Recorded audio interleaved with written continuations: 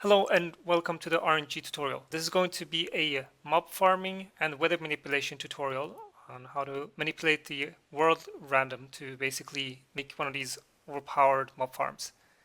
To start off, I want to thank all the people that was involved in this project, to name Earthcomputer and Nessie. They were directly involved when making the mob farming that you can see here behind me. And Earthcomputer was helpful in making the tool that I will show later.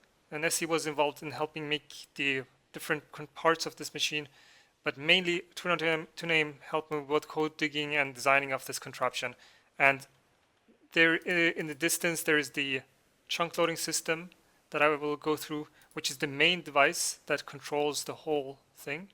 And we will later go to Scicraft and just check out the same contraption on Scicraft. So to start off, just a quick demonstration. I will flick this lever, and after a certain amount of time there will be mobs that will come out on either of these two platforms. So I have to stay within the chunk that I'm in. If I leave this chunk when the machine is warming up, it's going to break it, so I can't move out of this area. I'm just going to summon a fake player up here, just so that I don't need to stick around this area. I can go into spectator mode and everything. And I'm going to do the same thing on the other side of this portal. The second player has been summoned in here. And we can see the witches coming out through the portal. And let's go to the other side of this portal, check that out. And the mobs are now spawning out of this portal. I will explain why they are there's two of these platforms later in this video. For now, this is the quick demonstration, and people ask me about these command blocks. Obviously they're here to spawn in the witches. So here's the chunk loading system. This is the main device that manipulates the world randomizer and makes overpowered farms such as the one you just saw possible. The basics of this contraption is that there is an autosave detector that starts the machine, and then there is a couple of repeaters and hoppers of delay that starts a clock, and this clock pulses every 900 game ticks that loads chunks. And then every 900 game ticks, the autosave will unload these chunks so that the clock can reload these chunks and make it so that every single game tick a new chunk is loaded. Or not exactly a new chunk, but a chunk is loaded inside of this mansion region. And this mansion region all reset the RNG to the same value. So these chunks are all within the same region. So this chunk and this chunk, for example, have the same reset value. So by resetting this seed, you can then manipulate RNG, such as getting a specific mob type to spawn, or get a specific amount of ores to drop when you're mining. So I will try to address the details about this contraption if those people that are interested. For everyone else, you can zone out for just a couple of minutes for the detailed explanation. Now the best place to start this explanation is by looking at the slime line. When you actually flick the lever, you start the whole contraption by removing this redstone block that enables this autosave detector. This is an autosave detector by Wout. I will link his video in the description. It's a great autosave detector for detecting accurate autosaves. What this autosave actually detects is the chunk that I'm standing inside of being unloaded. And when it's unloading, the autosave actually detects it and sends a signal through this wire. And this wire then calibrates this hopper clock by a delay that is going through this other hopper delay. All these delays are calibrating so that when this hopper clock activates, it sends out signals to this chunk loading system so that when the signal arrives somewhere around here on the left or on the right side, it actually is loading the first chunk instantaneously after the autosave have passed. So it's very accurate down to the game tick, as it was calibrated using MCP. Now the reason that the autosave detector is not connected directly to the hopper clock is because this hopper clock needs to pulse before the autosave. So a couple of game ticks before the autosave. That is why this delay of hopper delay and a couple other repeaters are there to make sure that this clock is calibrated so that when this hopper clock activates, it sends out a signal that is delayed by these repeaters, the pistons and such. So when the signal hits the first chunk it needs to load, it is actually in the correct timing. So that's why you can't directly connect the autosave to the hopper clock. There needs to be some kind of calibration. So the calibration delay helps to make sure that the next cycle after the autosave has detected, the clock here is activating in the correct timings so that this entire contraption is synced with the autosave. Now I will start to explain how the chunk loading system works next. The main thing starts off with these hopper and dispensers, or not droppers. I will have explained how this stuff works. These hoppers are loading the neighboring chunks, this chunk that I'm standing inside of, by feeding this dropper an item that they have, and that item is then loading this neighboring chunk in the correct phase of the game tick. And then it resets the world randomizer based on the specific place in the game tick. The main thing to take out of this is that this entire chunk loading area is that it also is mirrored, so that the repeaters that are loading these chunks, they're based on 2 game ticks, so that they have actually a chance to load a chunk every single game tick. That's because this left side of this contraption and the right side is offset by 1 game tick based on the pistons here, because they can offset the left side of this contraption to the right side of this contraption. Main thing of this machine starts off here with this main clock. Every 900 game ticks, this clock pulses, and the pulse is sent through these repeaters to start loading chunks. So let's start by just looking at the right side, because the right side is actually a direct mirror of the left side. Only it's offset by 1 game tick. So the main contraption starts here at the clock, when it sends a pulse. The pulse then propagates to the, let's say, the yellow line here, and the yellow line starts loading chunks.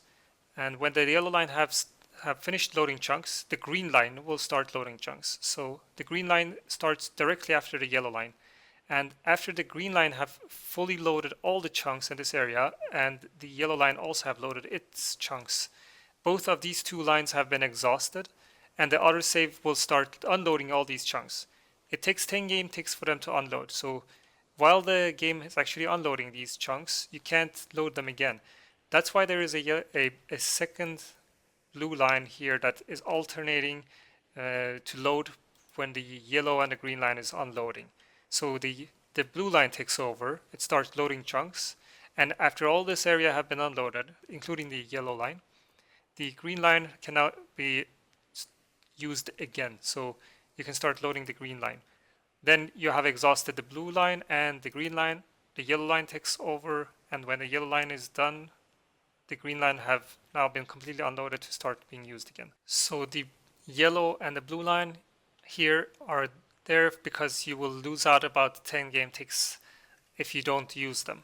So they're here just to make sure that after the autosave have come and starts to unload these chunks, they help to not lose 10 game ticks at the beginning of the autosave. There is another thing to look at the end of the green line, and that's based on the fact that hoppers have a timer, the internal timer, to start working again. And if they're actually unloaded, if they don't have the chance to fully have their internal clocks reset, they won't function properly. And that's why at the end of the green line, there is a fork here. And Tuno, to name design this, he thought of this and said that we need to take that into account.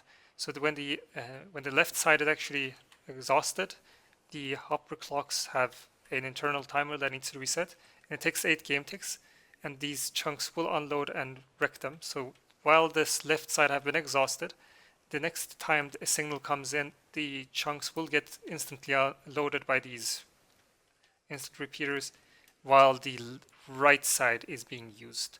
And then the next cycle, the right side is being instantly loaded to have these internal hopper clocks reset while the left side is being used. So it's an alternating fork here to make sure that every single game tick can be utilized in this contraption. For those that are interested to build this device, the blue platform here is chunk aligned, and these lines are actually aligned as well per the chunk. So if you want to just build this, there is going to be a schematic of this contraption in the description, and you can just align the platform here. And to operate this machinery, you need to stand in this direction so that you're going to load this blue platform at the very edge of your render distance. And when I'm standing, where this chunk that I'm standing inside of here, this chunk can't be loaded by the player. So when you want to start the machine, you have to stand here at somewhere in distance to load the blue platform and this autosave detector. And then after the calibration have happened, so when this hopper clock have started, you could probably use a permaloader or such to leave this contraption running on its own. Then you don't need to stand in this area. You could probably leave the area that you have after this contraption is started. It gets a little bit complicated, but the general gist is that you can actually you could place this device at the very render distance of the platform, and that's what we did on Scicraft. So this entire contraption and this blue platform here is within the render distance of the player. This green and the yellow and the blue line are just outside of the render distance of the player. So now that the explanation of the main heart of the machine have been explained, the RNG reset machine have been explained, and explained where you can actually start getting your mobs to spawn. That is another complex topic that I'm going to go through now, and I'm going to explain why there is two different platforms and how you can actually design these platforms. For that, I'm going to use the new carpet tools, and I'm going to explain how those carpet tools work. Some quick notes before I continue. I forgot to do this. I'm going to turn off the machine, and it takes about a minute or so for this machinery to stop. So whenever your mob farm is actually running, it's best to not leave the area. So keep your mob farm running until your entire chunk loading have stopped. Otherwise, it's going to, on Scicraft, we accidentally had a bunch of chunks staying loaded. So now that this contraption have stopped, you can restart your server or leave the area. So I just restarted my server, and the first thing you will notice that the witches were spawning in that platform. Now they're going to spawn in this platform. That's because of the resizing of the hash. I'll go through it a little bit later. So the first thing you can actually note is that just by moving around with the player, you can actually get the witches to spawn. You can see them spawning there in the distance. That's a simple, premature way to load the witches. But if you load a different set of chunks, they won't spawn in that location. So all these chunks that are past this border, this chunk line here, are all part of the mentioned region that is the same as the chunk loading system. I'll just go through how all this stuff works now using the carpet commands. So you can actually probe and design your own RNG device in your own world. To start off, I need to explain the seed mechanics. So this is an explanation about the seed mechanics, and there is a difference between the seed of your world. To actually get the seed of your world, which is basically the seed that you created this world with, is just a vanilla tool or the vanilla command seed. Now this seed, the Scicraft seed that basically generated this entire world, this seed is not the same as the RNG seed. The RNG seed is different. To get the RNG seed, you need to use the new RNG tools, RNG seed, and this is the RNG seed of loading the chunk that I'm standing inside of. You can get the chunk that I'm standing inside of by looking at these coordinates. These are the chunk coordinates, X and Z chunk coordinates. You can find them here on this third line, and that's where I'm standing. If I wanted to look at a different chunk coordinates, you can type them in. It's like, I don't know, 200, 299, 153. This is the seed of these chunk coordinates. Let's just look at the same chunk coordinates that the entire contraption is actually using. By crossing this chunk border, I'm going to stand in the chunk, and then I'm going to check the seed here. This is the seed that is being used by the entire contraption there. Every single chunk past this border will load and generate the same seed, this seed. If I stand here, it is the same seed. And if I go to some other chunk location here, it is also the same seed. This is a way to actually check which chunk generates what seed. Now there is an easy way to get the text that have been printed in your text chat here. You could either type them in and copy paste them, or you can go to your Minecraft folder in the logs, latest log, and in this notepad you can scroll to the bottom. You can copy paste them directly here.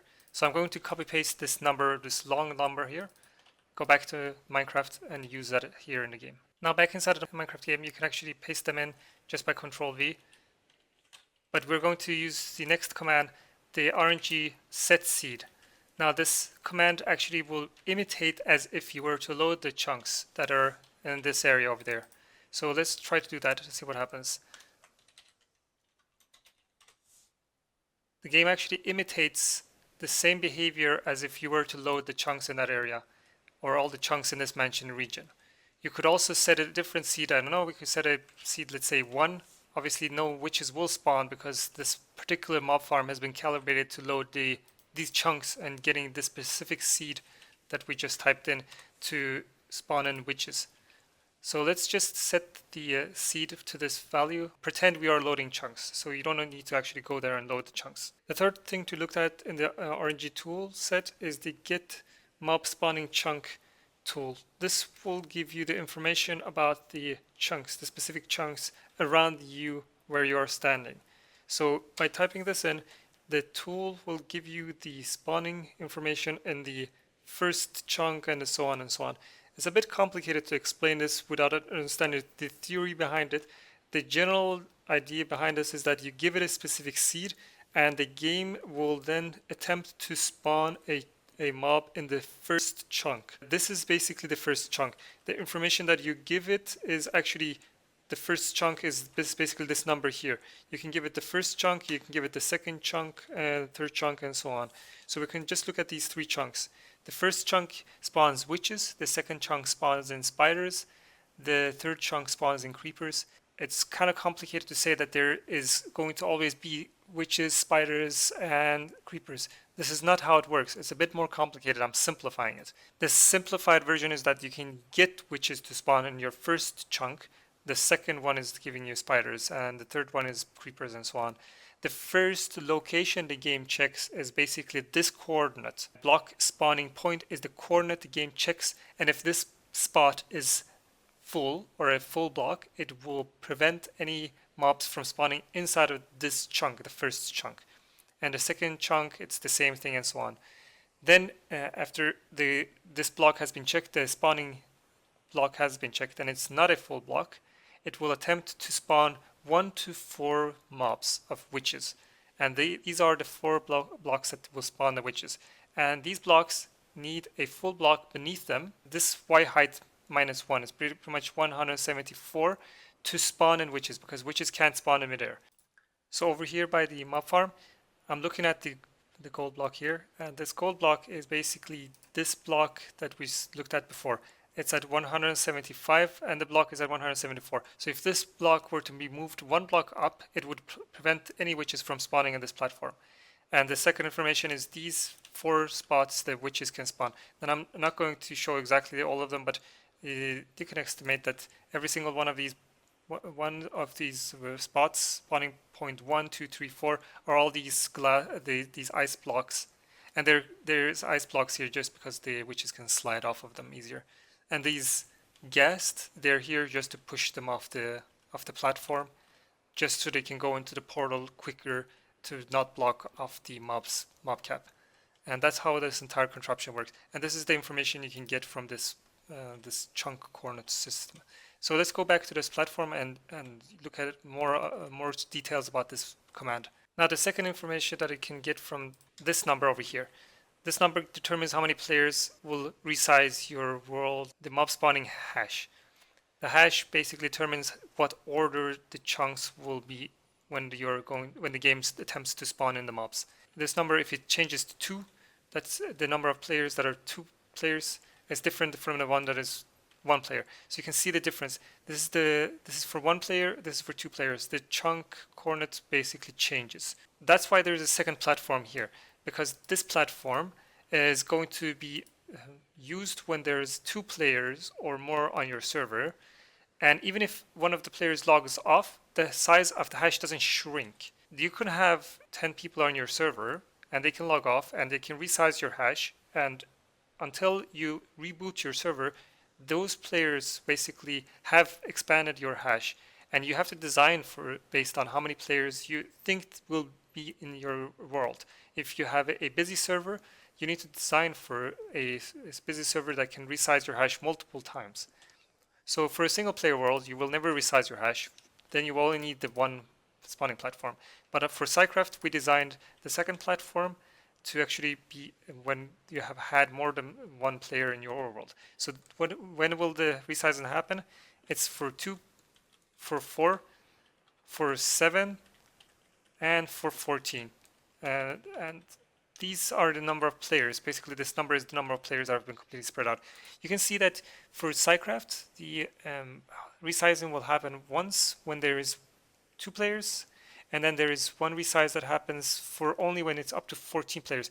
So this second platform actually operates between 2 to 13 players. For a server that is not that busy as Scicraft, it's perfect. So we chose this location because you could actually make the second platform be a good platform that doesn't change the location based on the hash size.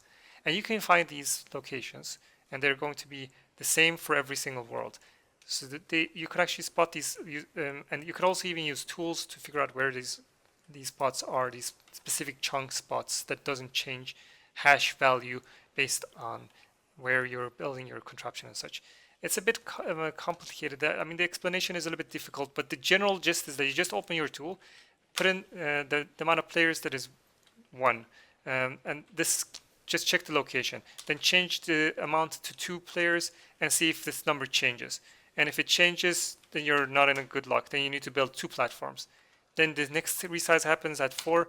Does the number change? Yes, no. In this case, no. We don't need to build a third platform, so we just need to build 2. The next happens at 7 players. Oh, it didn't change. Okay, then we're good for up to 7 players. We can actually just use 2 platforms. If it did change, we have to build a third platform. And keep this in mind that if sometimes these chunks are way outside of the player's spawning radius, so you can actually get really unlucky and have one of these chunks that spawn in the witches be too far away from you. So then you need to probably redesign your entire contraption somewhere else. Another thing to keep in mind is that the location of where the witches will come out relative to the chunk coordinates is the same. Okay, the witches aren't spawning now, but because I'm too close to them, because they can't spawn near players, but the gist is that the shape of this chunk is actually identical over here. So these 2 platforms are actually identical. So you need to just design one of these platforms and you can just copy it over. And that's what you can actually take out of using this entire contraption that we've been designing for these Scicrafts. Enough babbling, let me just go back to showing off what you can actually use this tool for. We're always going to assume this is going to be for the size of 1 player. If you go to the second chunk, you can get spiders. That's not so interesting. No one wants to farm spiders. Let's go to the creeper one. This is a little bit more interesting. So the third chunk is actually located exactly over here. I've prepped it already. This is where I'm standing on, and this chunk. This is where creepers will actually spawn in. And let's demonstrate that. I'm going to block off the chunk location where the witches will spawn, and you need to do this. This is not something you can actually optionally not do. So you need to block off the witches. Now actually go into spectator mode. They're not spawning any longer because they have been blocking this chunk. This is the spider chunk, and this gold block have been already prepped. Spiders will also be skipped. If we go to the creeper spot, they're not spawning, obviously. Let's get rid of the spider and remove this block. Now creepers will start spawning here. So if you actually look at the information, the chunk location, the primary chunk, if you block it, which we just lowered, and the 4 locations for these spots. So you can make a super efficient creeper farm by just placing a single hopper. Let's just do that. Let's put in a single hopper in this one chunk and make measurements of how efficient it actually can be. So let's get the creepers to spawn in one. Oh, it doesn't work. Let's try another spot. Nope. Okay, it's working now. So creepers are only spawning in one spot and they are just dying. And the hoppers are collecting their loot. It's a very inefficient mob farm, but I mean, you can just get the gist of how it works. There we go. Now we can actually count the amount of loot we can get from these simple farms. It's not that much. I mean, that's the problem of the design shape of this mob farm. It's not exactly very efficient, mostly because of the mob cap being reached and very few of these creepers dying because they're actually blocking off the attempts of getting other creepers to spawn. The general gist of this is that don't build a mob farm in this shape. This is much cooler, obviously. Slime. This is an interesting one. Slime doesn't actually spawn in the middle of the sky. You need to be at the slime chunks, and they also need to be within the slime borders of below 40 blocks. They can also spawn in the swamps, but keep in mind that slime spawning is affected by moon phases in the swamps above the Y height of 40, and if they're not in a slime chunk. So slime are a little bit finicky to actually RNG mob farm. So if you don't get any slime to spawn, you need to remember that slime don't actually spawn everywhere.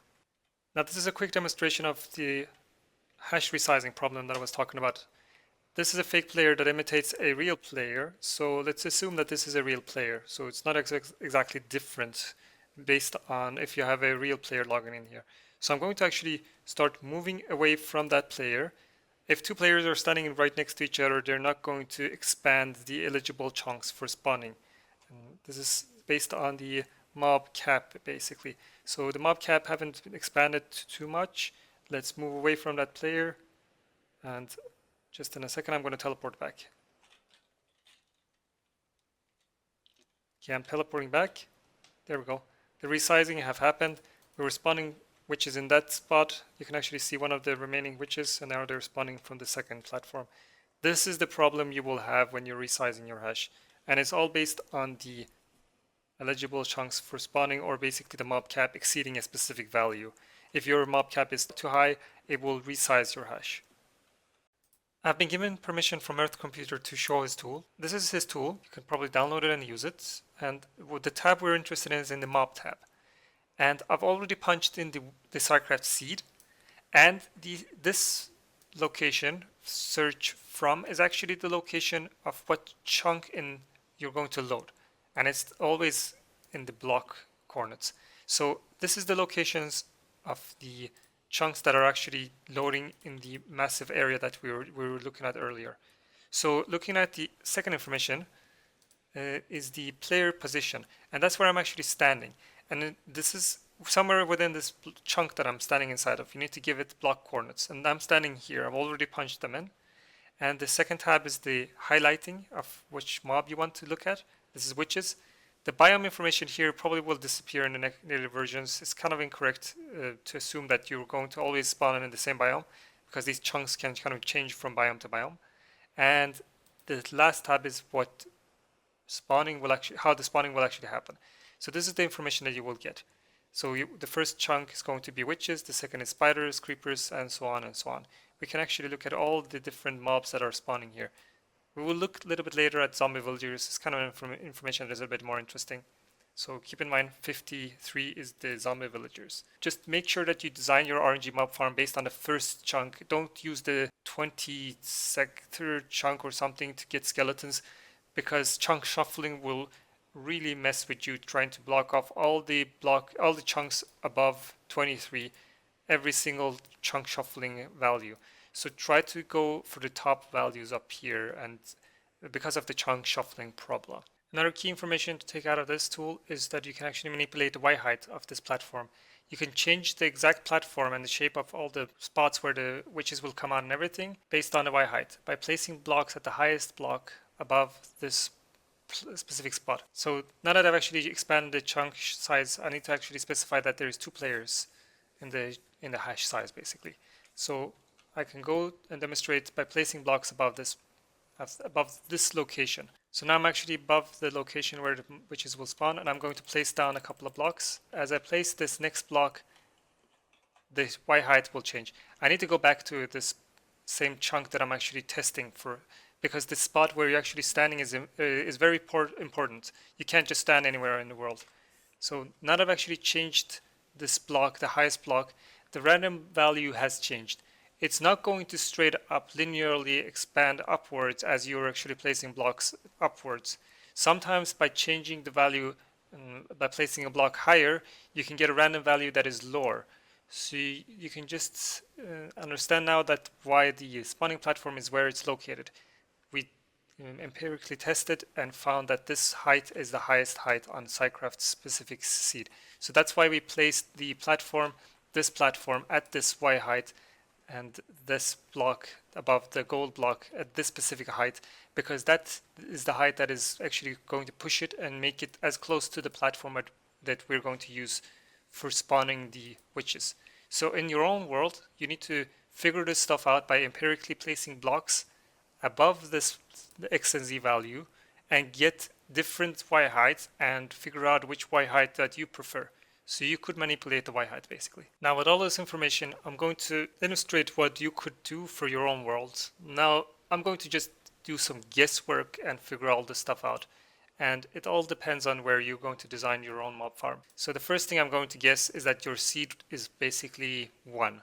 And you're going to load a chunk near the spawn. Let's say that your spawn is somewhere about 1000 minus 1000. And you're going to stand next to this location as well. So you're going to stand near 1000 minus 1000 as well. And maybe not exactly this location, maybe you're going to be at the edge of your chunk loading system. So maybe 1000, negative 1500.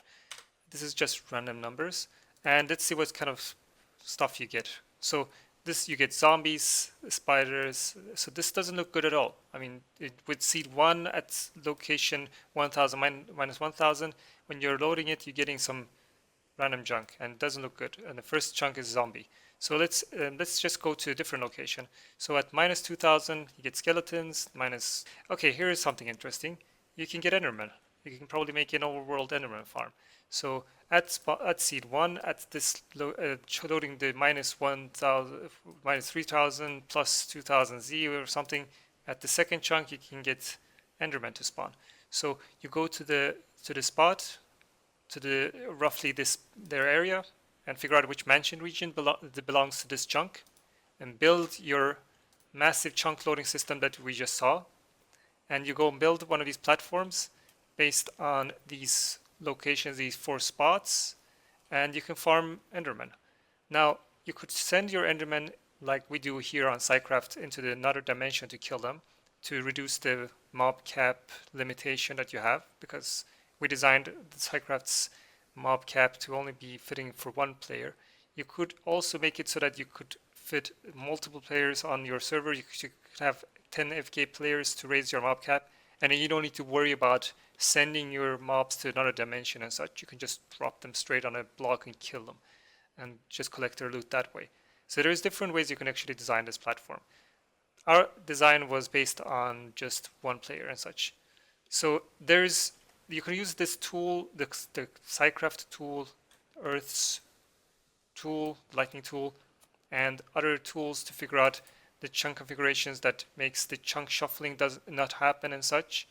And one other thing to keep in mind is that this tool only gives you the information about chunk shuffling is actually not included in this tool yet. It's going to be in the later versions.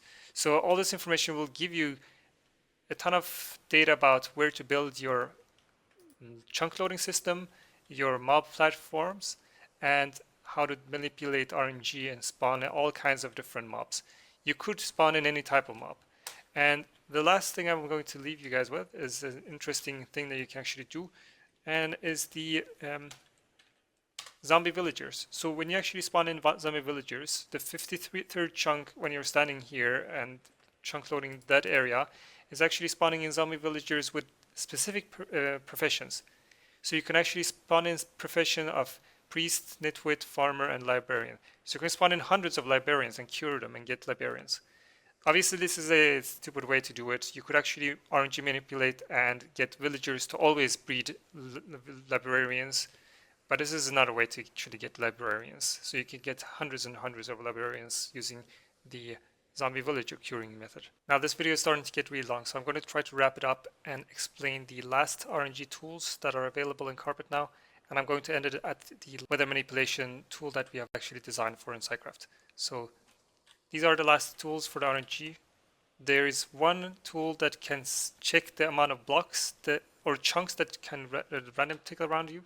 So when you're standing in this block, there is a fake player there. Just make sure that you have no other players in your overworld when you're running this test. So I'm going to remove this fake player.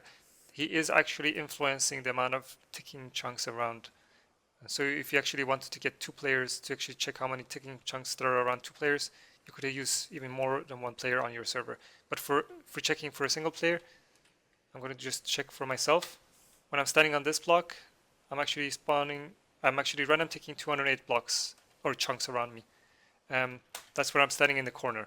That's what I was talking about in the theory video. So I'm going to just move to the block over. Let's just check how many that is. That is 206, and if I go another block, it's 203. So in the last video, I actually accidentally said if you actually stand in a specific spot, it doesn't matter where inside of the chunk. That is actually not correct. It depends actually where you are in the block as well. If I just stand inside of this block, and a different corner actually is different. So just by moving around this one block, you are changing the amount of random ticking chunks around you. So you could figure out which chunks there are, how many chunks that are actually random ticking based on where you're standing inside of a chunk using this tool. And another tool, another thing that you can actually do is to check how many random ticking blocks or blocks that can influence your random tick that is around you when you're standing in this particular spot. So if I go and stand on the corner, let's just check how many blocks that can influence the, yep, that's 10,000 blocks that are actually in this world. So it's probably a bunch of lava blocks, other blocks like grass and other stuff that actually can influence the random ticking. So you need to remove all these blocks, and if you remove them, this number should actually go down. And as this number, if it's actually 0, that's perfect. If it's a little bit above 0, you will get your RNG manipulation to be influenced by these blocks, so try to remove them if you want to design it. But for the case of mob farming, doesn't matter. You don't need these blocks removed. It's only for lightning farms, and it's for iron golem farms, not for RNG mob farms, and not for weather manipulation, and neither for the players being able to mine blocks. So don't need to worry about it. Only for iron golems and lightning farms. This will be the final thing that I'm going to show, and it's the Thunderstorm Machine that we have designed for Scicraft. We haven't built one yet. We have built a weather machine that extends the length of how long it's going to take till it's going to start raining. Luckily, we found a mentioned region that actually expands the time till it starts raining just near the storage system, so we actually built one right there. So this command block is just setting the time to night, and I'm going to sleep in the bed. But before I do that, there is another tool that I wanted to show, which is the reason I'm actually here, and it's the log weather command. Now with this log weather, you can actually sleep in a bed. Let's just sleep in a bed randomly, and you can get the output of how the weather will be manipulated. So we can actually see, so the rain thunder time is 17,000 ticks, and the rain time is some other value. So if I sleep in a bed this time, it's going to be a different value. So it's all random. This time it's different from the last time. So now I'm going to use the weather machine that loads the chunk right before the sleeping action is finished in the correct timings. And based on these timings, I'm going to be able to manipulate the rain as I've shown before. So let's sleep in a bed. So the weather machine is actually setting the thunder time to 20,000 and the rain time to 21,000. So if I do it again, I should get the same values. And that's what we're seeing here. The values are the same. And this is how you can actually use this command, new command, to build a weather machine. And the weather machine is very simple. I mean, there is probably no need for a tutorial. A bed, an observer, a repeater at 3, 2 pistons, and then 1, 9, 10 repeaters at maximum delay.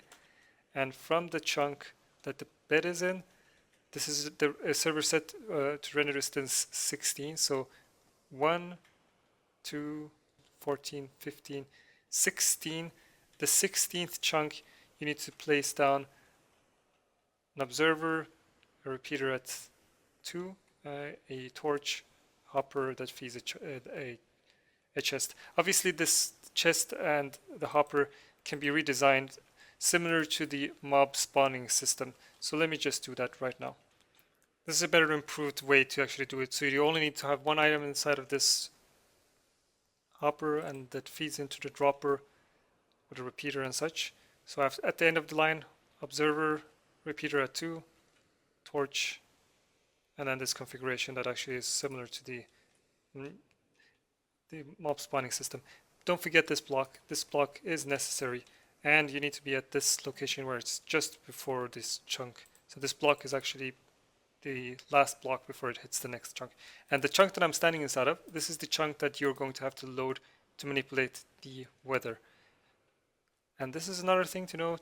If this contraption is outside of the player loaded area, so if this is actually within the player loaded area. If you're outside of the player loaded area, then you need to add another repeater at 4 right in front of this observer. Don't forget to do that. Now let's just try out the redesign. Hopefully it's actually working. I've never tried it before. And we're seeing the same thing. The same values that we just saw before. So this new logging tool can basically help with the machine. I hope you found this video interesting. There's a bunch of links in the description. Earth's tool, this world download, and there's going to be routes, autosave detector, as well as Palapala's storage system that is actually at the bottom of this world. You can actually go and check it out. This is Palapala's storage system that I actually haven't mentioned. There will be a video link to his video as well. And there is also this room that was designed by all the people that actually worked on this RNG tool as well. And I give big thanks to all those people. So hopefully you will go and watch their videos as well. And if you don't, you don't. So that's it. This is probably the finished thing about RNG. I'm not going to make more videos on this topic. Maybe there might be another video or so if there's a demand for it. And if there is anything that you can take out of RNG manipulation is that it's really powerful, really cool to manipulate, and it's even cooler to actually dig into the code and figure out all the nitty-gritty details about it. There's tons of stuff you can RNG manipulate besides the stuff that I've shown in this video and other people have talked about.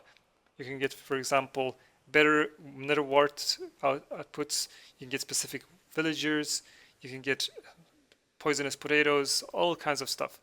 So hopefully you will find this video interesting. Till next time. Bye.